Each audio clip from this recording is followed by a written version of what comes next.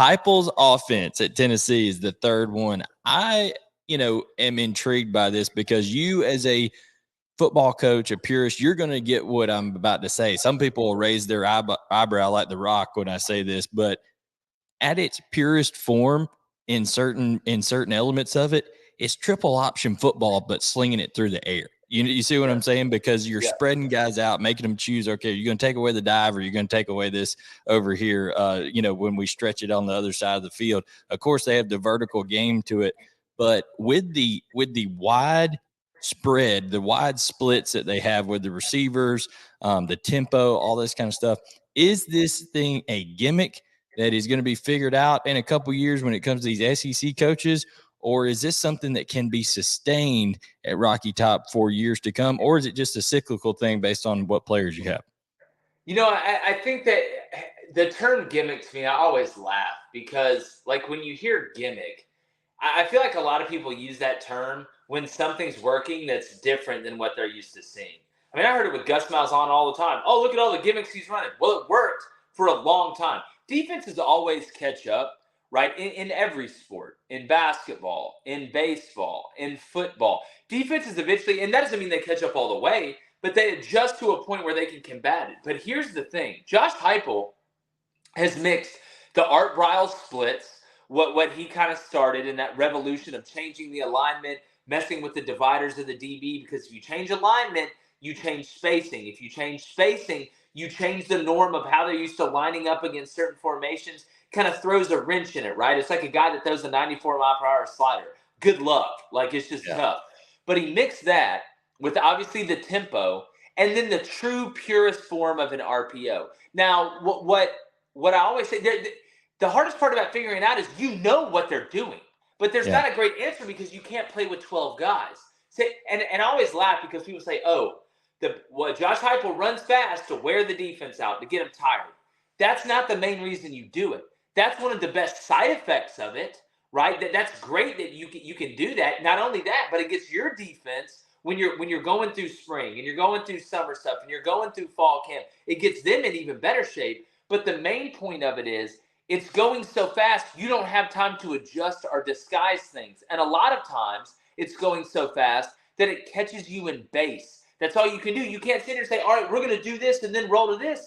You don't have time. They're going at warp speed. So if I know what you're in, and I know you can only have a couple adjustments to it, right? It's a battle between how many different plays can Josh Heupel and them on offense run at that warp speed, and how many different coverages and fronts and movements and alignments can you have to combat it? Well, when you're going that fast, it's hard to communicate that. The offense is at a huge advantage. So if I know you're in base a ton, it's almost predetermined where I'm going to go with the ball. But since it's an RPO action and you have to defend both, you can't just sell out against the run because they can always pull it and pop it. You can't just lighten up the box because he can always hand it off or the quarterback can keep it. It's like all of the alternatives. It's like if they mixed like hippie music with yodeling and, like the harmonica, like all together.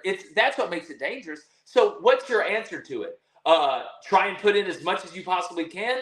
Okay, that looks great on paper. That's great during practice. But when you go in the game and they're going faster than Captain Kirk and the guys in the Star Trek ship when they hit a wormhole, you don't have time to be doing all this stuff. You're going to look like you're just going nuts over there, like you're trying to land a plane that's out of control. So that's not the way to attack it. You can't sit here and say, well, you know what? We're just going to guess.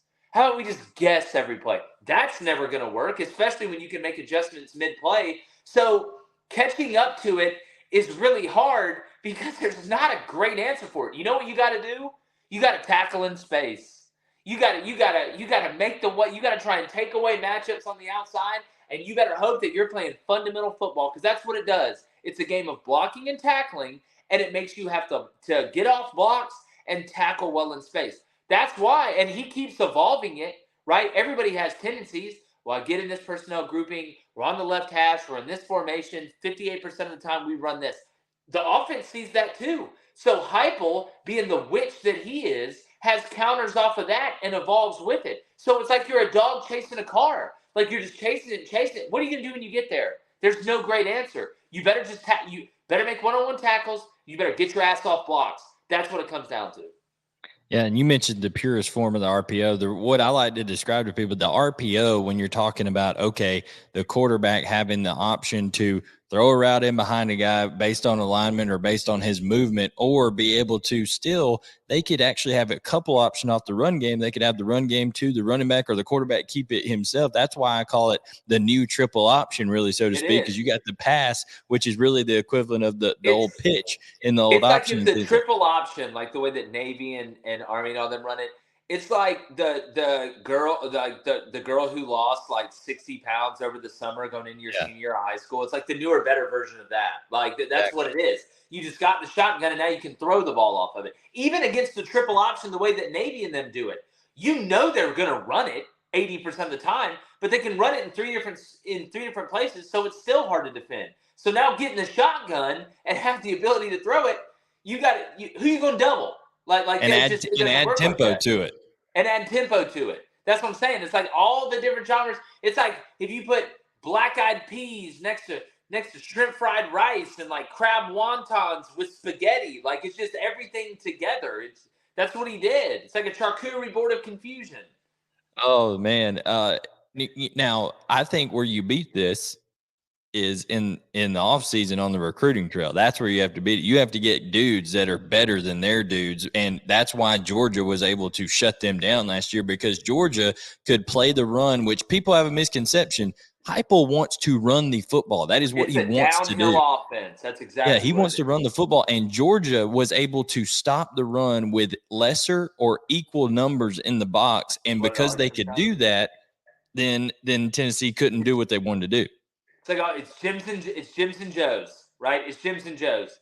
There's been so many great football minds and great coaches that look like idiots because the other team had better players. There's been a lot of coaches that are very average that look like Einstein and Oppenheimer hanging out by the pond because they had better players than the other team. Like players win games. Players win games while coaches watch and talk about it, right? So that's what I say. If I would rather have a guy that is an incredible recruiter and a CEO type coach that knows how to hire good guys schematically than some wizard schematically who can't recruit.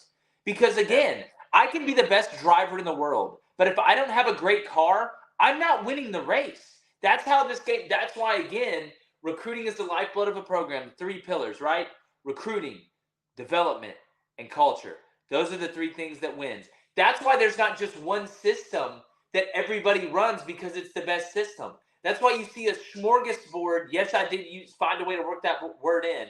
A smorgasbord of different styles that win national championships. And that's what makes it fun. It's about the players.